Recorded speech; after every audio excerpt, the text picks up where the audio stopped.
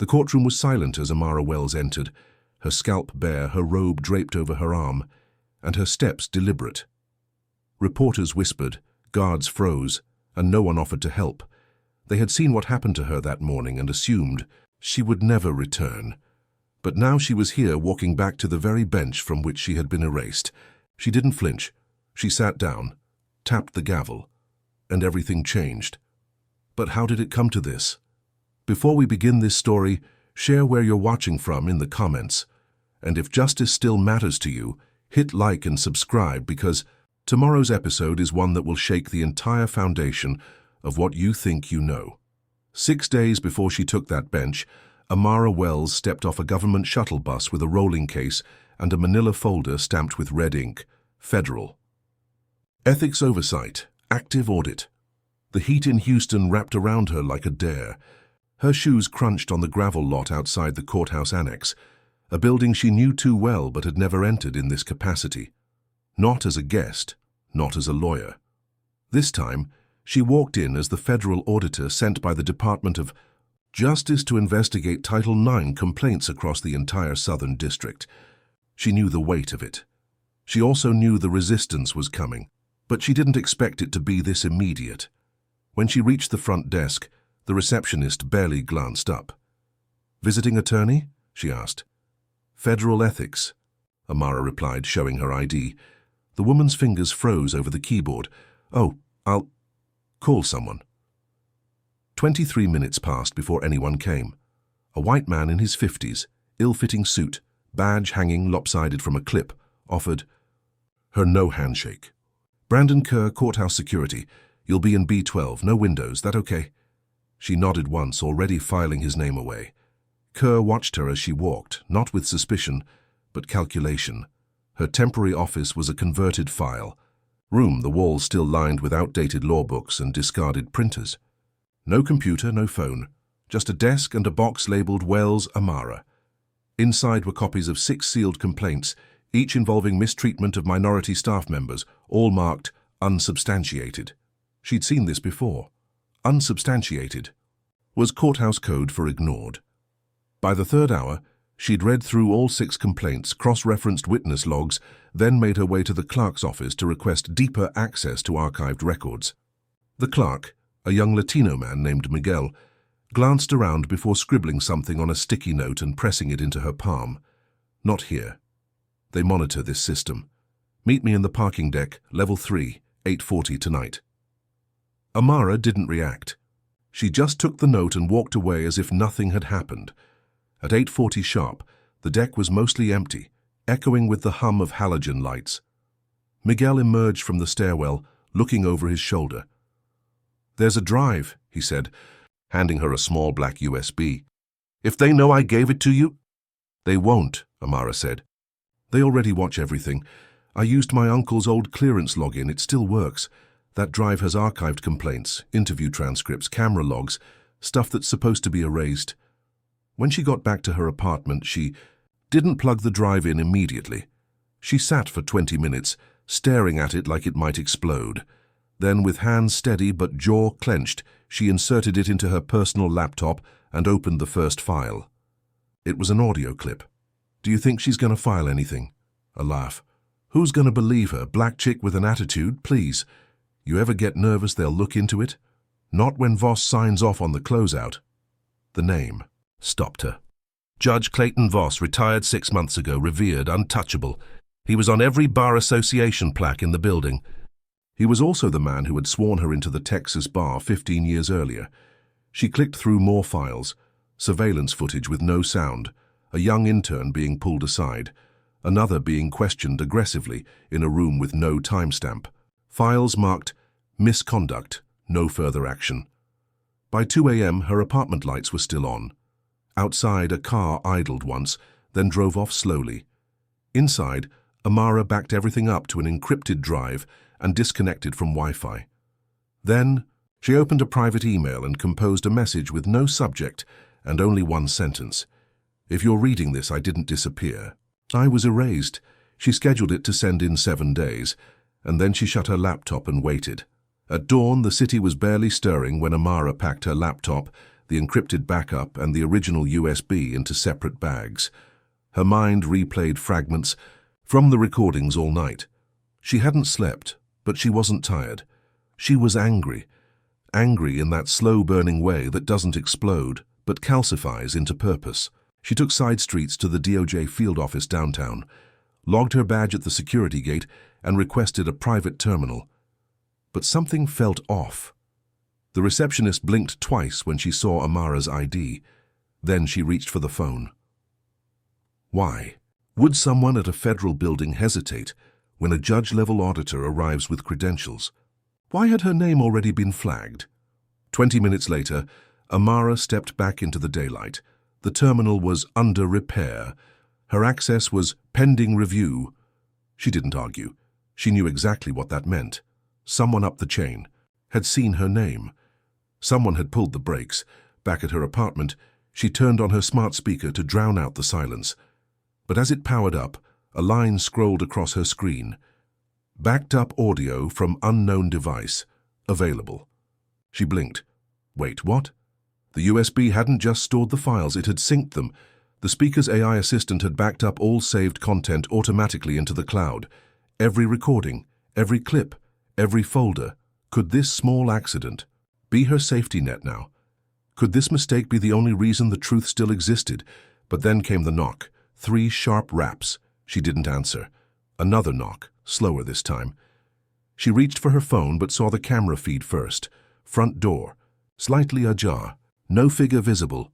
She grabbed the drive, the laptop, and the encrypted backup and moved into the bathroom. Behind the mirror there was a wall panel. Inside, a fire-safe box. She locked everything inside, then waited. No more knocks came. When she emerged 2 hours later, her entire apartment was untouched, except the drawer where the USB had been originally stored. It was open, nothing taken but moved. Who had access to her lock? And why hadn't they touched anything else? It wasn't a robbery. It was a warning. By sunset, she was sitting on the rooftop of a co-working space her niece Ria had access to. The teenager was already waiting with her laptop. "I got it all," Ria said. "Cloned the files before you even saw them. You think they don't monitor your network?" Amara stared. "You hacked me?" "No," Ria said, smirking. "I protected you, big difference. Sometimes justice needs someone who doesn't follow the rules. Do you agree with what Ria did?" Comment number 1, if you think Ria was right, to protect the evidence. Or do you believe Amara should have kept control of everything herself? Drop your thoughts below. And if this story is pulling you in, if you feel that mix of fear and fury growing in your chest, hit like, subscribe, and stay close, because the deeper this goes, the more dangerous it gets. Now let me ask you this. What would you do if someone erased your authority, your access, and your identity, but left behind a digital ghost that could destroy them all? In the next chapter, a name will reappear. A name Amara hoped she'd never hear again. But is Judge Clayton Voss truly gone, or did he leave behind more than just a signature? Stay tuned. The name haunted every folder, every shredded memo, every ignored report. Judge Clayton Voss. Revered, decorated, retired. And yet, everywhere Amara dug, his presence lingered like mold beneath marble. Every complaint buried, every victim silenced, every excuse manufactured. It all traced back to him. But the man himself had disappeared from public life, 6 months into early retirement, with no interviews, no public statements, no farewell. That alone was suspicious. Judges like Voss didn't just vanish, they orchestrated exits. Amara returned to the courthouse the next day, this time using her backup badge credentials. They still worked. Kerr wasn't at the entrance. His deputy waved her through with a tight nod. The halls were quieter than usual. Whispers followed her like a shadow, but no one dared speak her name out loud. She moved fast, heading to the sub-basement where old records were stored. That was where she needed to go. In the elevator, she noticed something that stopped her cold. The brass plaque listing judges on the wall. Voss's name had been removed, not replaced, just erased. She checked her phone. No public obituary. No confirmation of death. just vanished from the building's internal identity, like he'd never sat the bench. In sub-basement level 2, everything smelled like wet paper and bleach. Fluorescent lights buzzed. She passed rows of filing cabinets, shelves of archived transcripts and security footage logs. Most were locked. But Amara didn't need those. She needed room 6B, court archives, sealed pre-2020. She had the key. The lock clicked open with surprising ease. Inside, dust rose in little clouds. Metal shelves lined the walls. On one table, a stack of brown boxes was marked with black Sharpie. Retmund Voss, Private Archive. She reached for the first one, only to stop when a voice broke the stillness. "You're not supposed to be here." She turned fast. A janitor stood in the doorway, older black man, mop in one hand, ID badge dangling from his belt. "They watch that room," he said. "Cameras aren't supposed to be on, but trust me, they are." Amara stepped back. "Then why are you warning me?" He shrugged. "Because I watched Voss put those boxes in here 2 days before he left. Said he didn't trust the system. Said he trusted history." He paused. "I don't know what's in those files, but I know this. When people go quiet this fast, it ain't retirement, it's erasure." Then he handed her a key card, one without a name. "Room 14C, service corridor. Use that if you need to disappear. I've seen too many good people get swallowed by this place." The janitor left without another word. Heart hammering, Amara opened the top box. Inside, memos with his initials. Handwritten notes, red-lined complaint forms. And in the middle, a sealed envelope addressed in neat cursive to the woman who finally looks where others blink. She opened it. Inside was a single sentence. "If you're reading this, they know you're getting close. Check Record 7, Archive 9B, burn this note." She did. Record 7, Archive 9B turned out to be a thin file tucked deep in the back of a cabinet. No label, no index tag, just an incident log, a list of names, 12 of them, names of women. Black, all. With harassment complaints, all marked unsubstantiated, all closed under Voss Amara's breath court. At the bottom of the file, a familiar signature. Brandon Kerr, Court Security. Logged final notes on all 12 cases. Every one of them led to a room marked off-camera, off-record, and each timestamp listed the same door. Screening room 2B, the same room where they had shaved her head. The pattern was no longer a coincidence. It was a system, a ritual, and now she was inside it. As she left the archives, she passed a pair of officers, whispering by the stairwell. One of them looked at her, then looked away quickly. The other just stared until she was out of sight. That night, she didn't go home. She stayed in a motel 20 miles out using an alias. She locked the file in a portable safe, slept with the key beneath her pillow, and wrote down every name in a separate notebook stored across town. Because now, they knew she knew, and if Voss left breadcrumbs, what else had he buried before vanishing? The next morning, Amara parked 3 blocks from the courthouse and entered through the loading dock. She wore a grey hoodie, plain jeans, and no badge. She knew the cameras wouldn't see her in that blind spot, the same way they didn't see what happened in screening room 2B. That file, that room, those names, they weren't just part of a pattern. They were a blueprint for something darker. But the worst part? The signatures showed it wasn't just Judge Voss or Brandon Kerr. Other names were starting to appear. She had to know who else was involved. In her motel room that night, she spread everything across the bed. The memo notes, the victim names, the room logs, and one new discovery. Each woman filed their complaint the same month they were assigned to Voss's courtroom. She called a contact at the legal archives who owed her a favor. 20 minutes later, she had confirmation. All 12 women had their cases dismissed due to emotional instability or courtroom disruption. No follow-up, no appeal. Just gone. Why did they all vanish from the record the same way? Why was she the only one who didn't? And then it happened. She flipped over one of the old envelopes. A faint imprint bled through from something pressed underneath. She held it to the light. A number, 04573B. It wasn't a case file. It was a box code, an evidence locker tag, one used by Internal Affairs. She had never requested internal review on her case, but someone had. That number led her to an off-site storage facility tied to the Department of Judicial Oversight. It was nearly abandoned. One night later, she walked in pretending to be a courier with emergency retrieval. The clerk barely looked up. In locker 04573B, she found a single black box. Inside, a hard drive, a chain of custody log, and a manila folder. The folder had her name on it, and 12 photos. Each woman, each victim. Hair forcibly cut. Same sterile room, same cold expression on their faces. Amara stood there in silence. Then, at the very bottom, a blank form, waiting for the 13th name, hers. Why were they documenting it? What were they keeping these records for? Why label them under internal affairs instead of HR or complaints? She knew what this meant. This wasn't just cruelty, this was process, this was ritual, this was protection disguised as silence. If she turned this over now, it would vanish. If she brought it to court, it would be sealed. But if she leaked it on her own terms, she'd become a target even bigger than before. So here's a real question for you. Should she wait and gather more names, or release what she has before it's too late? Comment number 1 if you believe Amara should go public right now, even if it puts her in danger.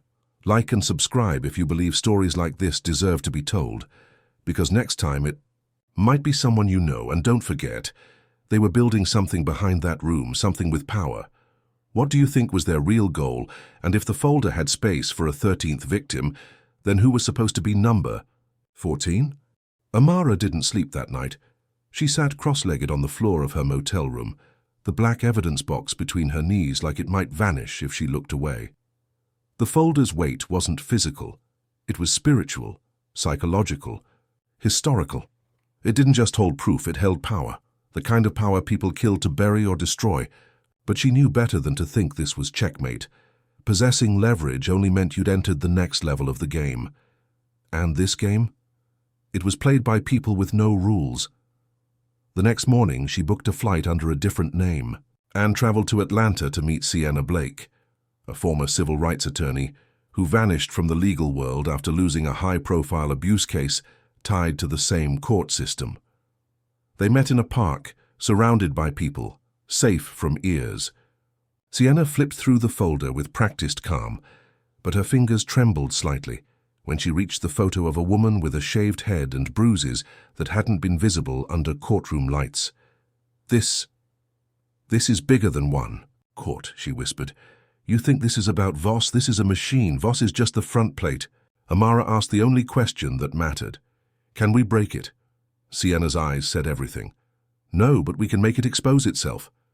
They began drafting a strategy, not a lawsuit, not an expose, a baited sting. Sienna contacted 3 other women who had survived the court's hidden abuse but were too afraid to speak. Amara offered them a deal. If they stood with her, she'd protect their names. Only hers would go public. If anything happened to her, everything would release automatically to every news agency she had stored on a timed cloud server. The plan was working, until it wasn't. 3 days later, Sienna disappeared. Her number stopped working. Her email bounced. Her address was cleared out overnight. No forwarding info, no police report. Amara checked the motel's cameras. Someone had been in her room. Nothing was taken except the hard drive. Only the paper files remained, and on the motel door, a single post-it note scrawled in red, "Stay quiet, you're next." This was no longer fear. This was war. She tried contacting the other 3 women. One had fled the state. One was now refusing all contact. One had already been hospitalized in what the news called a random burglary. Amara was losing allies by the hour, but she hadn't lost everything. She still had one ace left, a single judge, retired, off the grid, someone who once worked under Voss but walked away. The only reason she knew his name was because her father had mentioned him years ago, a quiet man who left the system for reasons no one talks about. She found him living in a trailer on the edge of a rural Missouri town, off a gravel road that didn't show up on Google Maps. He didn't open the door until she said her father's name. His face changed. And when she showed him the photos, he Didn't speak. He just walked inside and returned with a small lockbox of his own. Inside were transcripts, secret depositions, a map of every private holding cell beneath the courthouse, the ones that didn't exist on public blueprints. "Couldn't stop them," he finally said. "But maybe you can bury them in truth before they bury you." Amara now had 2 folders, hers and his. But who would listen when the system itself had already decided her voice wasn't worth hearing, and when the machine started sensing she was close? What would they take from her next? You ever realize the closer you get to the truth, the lonelier it becomes? Amara had 2 files that could ignite the state, but what good was a spark if everyone around her was soaked in fear? The women were gone, Sienna had vanished, and now the retired judge who finally gave her hope was too old, too tired, and too disillusioned to lead the charge himself. So, should she go public? Or was that exactly what they wanted her to do, so they could discredit her, dismantle her, destroy her before the story could breathe? Amara chose to be surgical. She started feeding snippets of the files, anonymously, to 3 separate journalists in 3 different states. One was a faith-based blogger with a huge following, another a freelance writer known for exposing local corruption, and the third, a reporter from a national outlet. The one she knew had once been sued by Voss himself. Each journalist got a different piece of the puzzle. None knew about the others.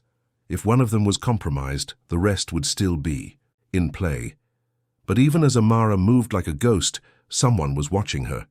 When she returned to her motel, the room had been cleaned too perfectly. The shower curtain moved like it had just been brushed aside. The TV was left on, muted, but set to a local news channel showing a breaking story. Former youth judge claims reform activists are threatening the safety of legal workers. It wasn't a story, it was a warning. Judge Voss had gone on air playing the victim. And worse, he dropped a bombshell. He said a former family connection had been mentally unstable for years and had stolen sensitive court property. Without naming her, he described her perfectly. Her past, her loss, her father, her supposed grief-induced crusade. Amara wasn't just being hunted, she was being erased. You ever wonder what it's like to watch the world start to believe your enemy? If you've ever had to fight not just for truth, but for the right to be heard, comment number 1 right now. Let's show Amara she's not standing alone. And if you think this battle is bigger than one courthouse, hit like and subscribe. Because this isn't just about one woman. It's about all the voices they try to silence. But here's what I want to know. If you were Amara, would you stay underground and keep moving silently, or go live and put your name, face, and everything on the line? Because next, the moment she makes that choice, someone is going to bleed for it. But who? And will the system break before she does? The day Amara decided to go public wasn't marked by drama. It started in complete silence. No sirens. No screams. Just the hum of a dying motel air conditioner and the slow click of a worn-out keyboard as she composed the email that would strip away her anonymity. She attached the full court files, redacted the names of victims, but not the perpetrators. She included her own name at the bottom with a quote, "Justice is not mercy, it is memory." Then she hit send. Exactly 48 minutes later, the first response came in. It wasn't a journalist. It was the motel manager, knocking on her door with a folded letter in hand. No sender, no stamp, just her first name on the envelope, scribbled, in red ink. Inside, a photograph of her father's grave. The flowers Amara had placed the week before were burned to black stems. Behind the grave, spray-painted on the marble wall. She dies too. The message was clear. She had been tolerated as long as she played the part of grieving daughter. But now that she'd become the threat, they no longer intended to play nice. Still, Amara refused to flinch. That night, the first article went live. It didn't say her name, but it said enough. Voss was implicated. So were 2 of his former court officers. And then the comments started. Some supportive, some cruel. But one caught her eye. She's making it up. That girl was unstable since her dad's suicide. The next morning, she found her motel room vandalized, Bible pages taped to the walls, each one circled with verses about rebellion, shame, and divine punishment. On the mirror, a crude drawing of a noose. By noon, her old university revoked her honorary alumna status, pending further investigation. Her bank accounts froze due to suspicious activity. Even her car was impounded for a fabricated traffic incident she was never in. Amara wasn't just being attacked. She was being digitally, financially, and socially erased. But the worst blow came from someone she trusted. Erin, her cousin, a deputy DA in another district, released a statement saying she was deeply concerned about the mental health and credibility of my relative, Amara James. That betrayal cut deeper than anything the system could do, so she disappeared again. Not to hide, to rearm. She still had more files, more stories, more women waiting in the shadows. The question now wasn't whether she'd fight. It was how far they'd go to break her before the world finally believed her. Amara thought the grave threat was the darkest it could get. But what if the real assault wasn't physical, but legal?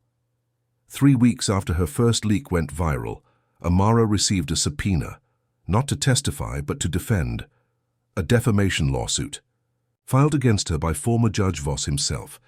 He claimed emotional distress, career sabotage, and reputational damage totaling $15 million. $15 million from the same system that let him retire with full pension after years of protected abuse.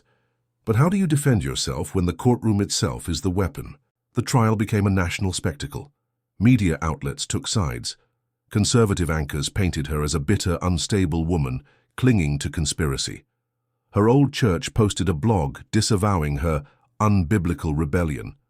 Even charities she'd once donated to quietly scrubbed her name from their records. And yet, inside that courtroom, Amara stood taller than ever. She wore no makeup, no corporate suit, just a simple navy dress and a cross necklace that had belonged to her mother. Her voice didn't tremble, her hands didn't shake. Her attorney was young, fresh out of law school, but she spoke with fire. Every time Voss smirked, every time his legal team objected, Amara didn't flinch. She wasn't there to win. She was there to show the world what a rigged courtroom looks like. But what happened next? The judge ordered Amara's medical records to be entered into evidence.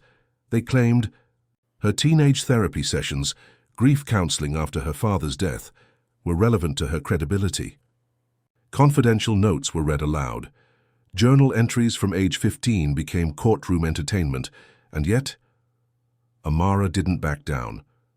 That night, she posted a statement online, not just about herself, but about the other women who had come forward.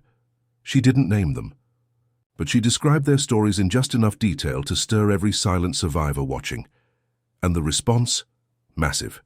Thousands flooded the courthouse steps the next morning. Survivors, pastors, activists. They held candles and signs. They chanted scriptures about justice and mercy. The noise echoed through the courtroom walls, but here's the twist. Have you noticed who's still silent? Not a single sitting judge, not one government official, not one member of the District Bar Association stood up. Why? What do they fear more? The truth or the woman speaking it? If you believe Amara shouldn't be punished for telling the truth, comment number 1 right now. If you've ever wondered why so many women stay silent for years, hit like. And if you want to see what happens when power is challenged by someone with nothing left to lose, make sure you subscribe, because the next chapter may be the most dangerous yet. And here's the question I want you to sit with until the next part. What happens when a victim becomes the only person in the room more powerful than her abuser? Amara thought she had already tasted the worst kind of loneliness. She was wrong. After the candlelight protest, a silence fell, not just in the courtroom but in her personal life. Her phone barely rang. Old friends she once confided in no longer responded. At her favorite cafe, people avoided eye contact. The barista who used to know her order by heart now greeted her with a mechanical nod. It wasn't public outrage she faced, it was systemic erasure. Anonymous complaints began circulating about her behavior as an employee during her time at the mayor's office. Allegations ranging from emotional instability to inappropriate relationships made their way into news blogs. There was no evidence, no sources, just enough suggestion to raise doubt, to make potential allies hesitate. Then came the tax audit, not of her non-profit, of her personally. Every donation she ever received, every Venmo payment, every speaking honorarium scrutinized, frozen accounts, missed rent, delayed legal fees. It wasn't coincidence, it was pressure disguised as procedure, and she knew it. They weren't just trying to silence her. They were trying to make her disappear from public memory, without laying a hand on her. But how do you fight a war with no front lines? One night, after another day in court, Amara returned home to find a single white envelope taped to her apartment door. No stamp, no address. Inside was a printed screenshot of her younger brother's high school application with a red rejected stamp across it. The message was clear. This fight had collateral damage. She broke down for the first time in months, not because they'd come after her, but because they'd come after someone who had nothing to do with this war. She stared at the ceiling, praying for a sign, not a miracle. Just something to show her she wasn't completely abandoned. That night she received a message. It was from a former court stenographer, a quiet, older black woman who had transcribed hundreds of closed-door judicial conferences. She offered no words of sympathy, just a folder, inside. Sealed transcripts of private meetings, conversations between Judge Voss and other officials discussing everything from campaign donations to threats made against whistleblowers. It was raw, unedited evidence of everything Amara had been claiming. But was it admissible? Was it even legal to leak? And more importantly, if she released it, who else might get hurt? The folder was a bomb, and she had to decide whether to light the fuse. Or find another way. What would you do if the truth could save you, but might destroy everyone around you? Is justice worth it if it comes at the cost of innocence? Amara stared at the folder. Her hands trembled, not from fear, but from knowing she held something sacred and dangerous. Evidence like this doesn't just bring consequences, it brings war. And no one walks away from war without scars. But what's the cost of staying silent? She brought the folder to her legal team. Her lawyer, Miles, flipped through the transcripts, his face going pale. "This isn't just misconduct," he whispered. "This is conspiracy. This is systemic orchestration of suppression." But Miles warned her. Once this went public, it would set off alarms in every office tied to Judge Voss. People would panic, cover-ups would accelerate, and yes, those close to Amara might suffer retaliation. Amara took a walk before making her decision. Down to the same courthouse steps where they shaved her head. The candle wax stains were still faintly on the concrete. Ghosts of her humiliation lingered there, but so did something else. Fire. She called a journalist she trusted, Nico, Hellis young fierce black, someone who still believed that exposing truth could change the world. Within 48 hours, the article exploded online. Leaked transcripts reveal racist power network behind landmark trials. Names were named. Conversations. Printed word for word. The article included coded language about the kind of girls who need to be taught their place, quiet settlements, black radicals, and behavioral containment. The backlash was immediate. The DA's office issued a statement condemning unauthorized disclosures. Judge Voss went silent. The courthouse was swarmed with protesters. And Amara? She received a subpoena, not to testify, but to explain how she got those files. The system wasn't unraveling. It was retaliating, but something new was happening too. Survivors, former employees, even a few white allies stepped forward. People who had once been too afraid were now telling their own stories, confirming what Amara exposed. It was messy, chaotic, terrifying, but it was working. So now let me ask you this. Do you think Amara made the right move by leaking the folder? Would you have done the same, knowing it might backfire on your own family? Comment number 1 if you believe truth should always come to light, no matter the cost. Don't forget to like and subscribe if you're here to see this fight through, because what's coming next will change everything. And if a judge falls, what happens to the cases they touched? What about the lives already ruined? Stay close. It started like a tremor, barely noticeable unless you were paying attention. A small headline buried beneath political noise. Judge Voss resigns amid ethics investigation. No apology, no admission, just resignation. But insiders knew this wasn't voluntary. It was containment. Within days, the tremor became an earthquake. Every trial Voss had presided over in the past 15 years was pulled for review. Hundreds of verdicts, many involving young black defendants. Some were already serving life. Others had been denied custody of their children, barred from employment, deported. Now those decisions hung in the air, suspended in shame. The state scrambled to prevent mass appeals. The governor issued a rushed statement promising judicial integrity reforms. A commission was formed. But the people weren't waiting for politics to play catch-up. Courthouse doors were flooded with families demanding retrials. Protesters organized sit-ins, not just outside but inside the chambers. Law students walked out of class. Professors signed open letters, and journalists found themselves overwhelmed by whistleblowers, sending in confidential case files, emails, sealed memos. And still, Amara never smiled. Because while the system cracked, the pressure around her tightened. She wasn't a hero to everyone. Some believed she'd destabilized the courts, that she had weaponized trauma for personal glory. Anonymous threats surged. Her non-profit lost 2 major donors. A brick was thrown through her kitchen window. Inside, a note taped to it. "You're next." And then the worst blow came quietly. Her younger brother's college admission was revoked. "Character concerns," the letter said. Amara collapsed in her hallway, knees to tile, face buried in trembling hands. She'd taken down a monster, but now the monster's ashes were floating into every corner of her life. Her mother called that night. For the first time in months, she didn't offer comfort. She offered a warning.